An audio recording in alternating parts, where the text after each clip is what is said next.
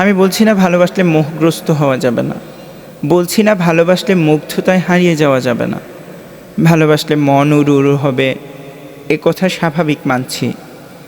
ভালোবাসলে ভালোবাসার মানুষটিকে সারাক্ষণ দু চোখে ধরে রাখবে, এই চিরাচরিত আবেগকে একটুও অস্বীকার করছি না আমি। কিন্তু এমন মানুষটিকে ভালোবেসো প্লিজ, যে কিনা তোমারই মতন ভালোবাসবে তোমাকে।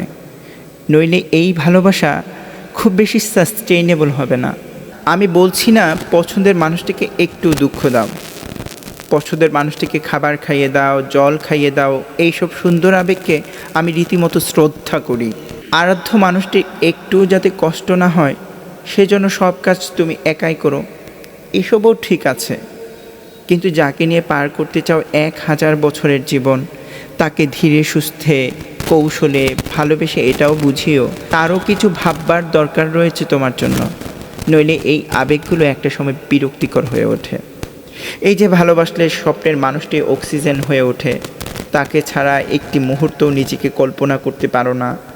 বন্ধুদের সাথে, এর সাথে, ওর সাথে শুধু প্রিয় মানুষটিকেই জপ করো।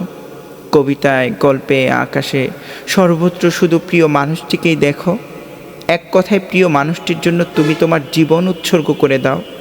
আমি সম্মতি দিচ্ছি এই সমস্ত কিছুই তোমার জায়গা থেকে ঠিক আছে, কিন্তু অনুগ্রহপূর্বক প্রিয় মানুষটিকে একটু বুঝিয়ে দিও ভালোবাসা মানে নিখাত সহযোগিতা। তুমি এপাশ থেকে তার জন্য যা করো, তারও কিছু করার দরকার রয়েছে তোমার জন্যে।